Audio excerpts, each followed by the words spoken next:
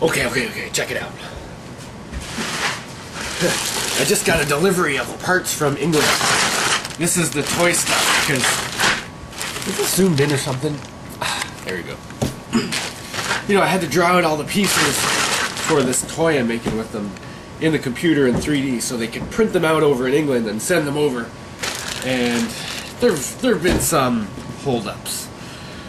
The biggest holdup was one of the packages just getting lost in the mail, so I was waiting for like 3 weeks, and finally we just gave up on it and had to reprint a bunch of parts. The problem is it takes like a week or a week and a half to print these things because the 3D printers take a long time.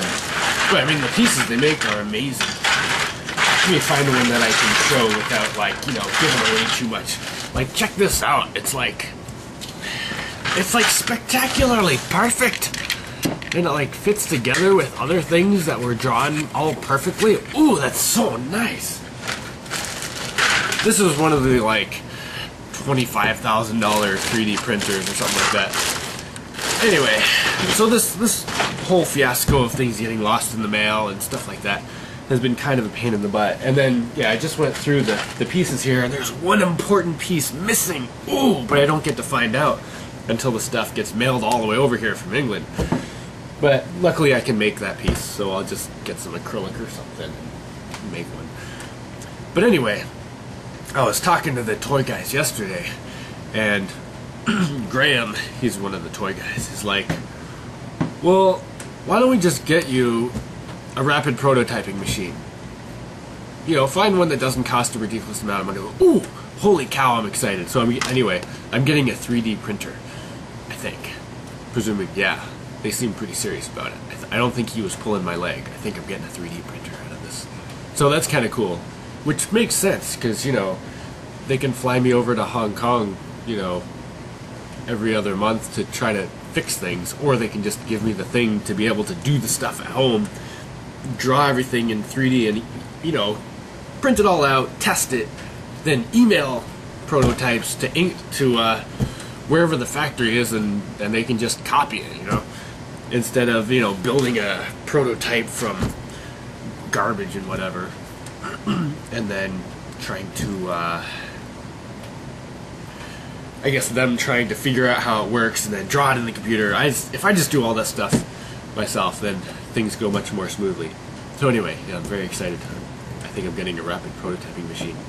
Oh, and I have all these parts, and I have to put them together really fast because we've missed a few deadlines with the, you know, the robot stuff, and we still have time to make it to this, you know, big German toy show that's coming up in like less than a week. So I have to like put all these pieces together and mail them to England.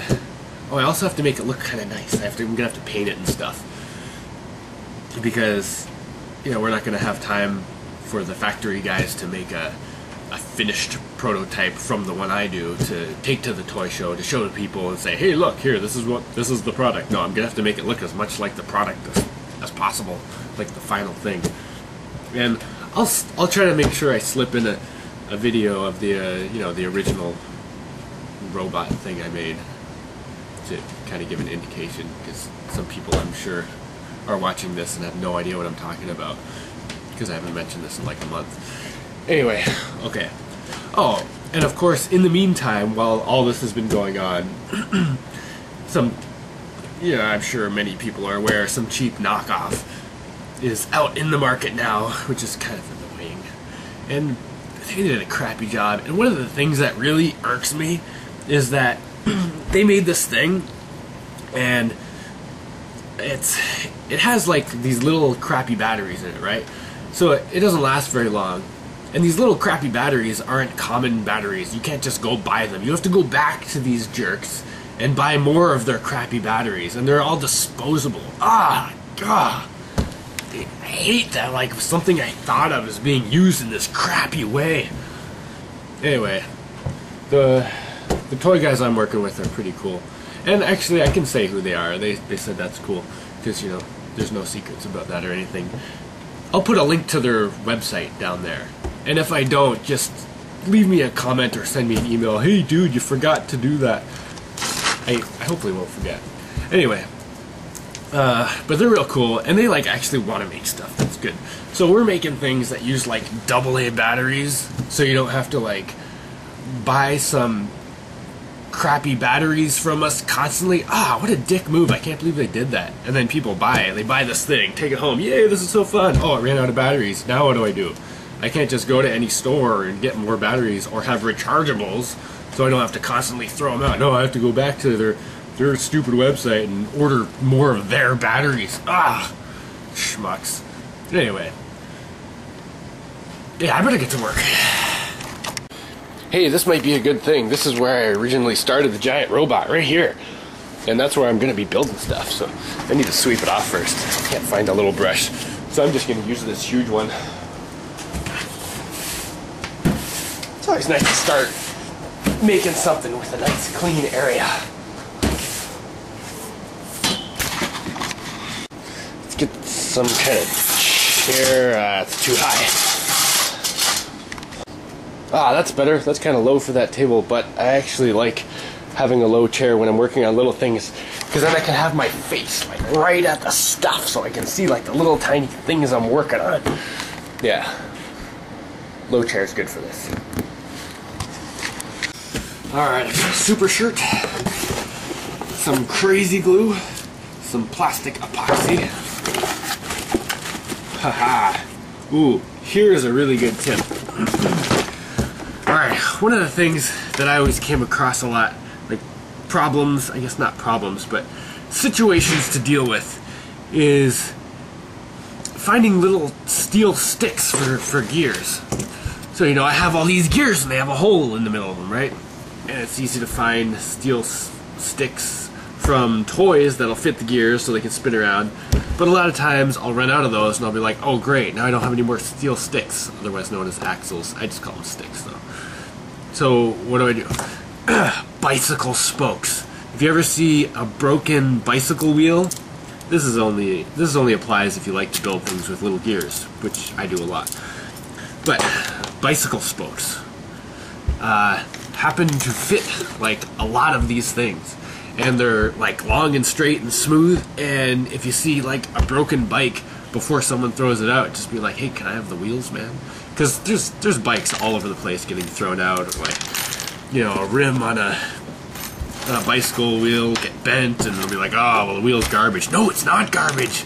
It's got steel sticks that are so useful. Ah, I love steel sticks. Oh, and another thing you can do with those steel sticks, first it's good to have a drill bit that fits those, you know, matches the steel sticks, so that you can drill holes that your steel sticks can fit into. And that wasn't a very good sentence, but I'm going with it. Now, a lot of times you want your gears to be able to swivel around, so you don't want your hole real tight and fitting exactly, because then it'll have too much friction. So it's also good to take one of your steel sticks and use it as a hole router stick. And to do that, you just take a file and like chew up around the stick a little bit so that it's rough. And then you can take it, put it in your hole you've drilled, and just kind of clean it out and rough it out a little bit and make it just a tiny bit bigger, so that when you take one of your smooth steel sticks and put it in there, it spins freely. And that way you can have, you know, your drill bit that's the right size to have sticky holes that are, you know, a tiny bit smaller, or like exactly as close as you can get to the anyway. So you make two holes, one with your drill bit that's like just the size to make this stick in, and then use your steel stick tool to make ones where these can slide and stuff and spin easily. Sorry, I still have a cold. It's hard to talk. Colb.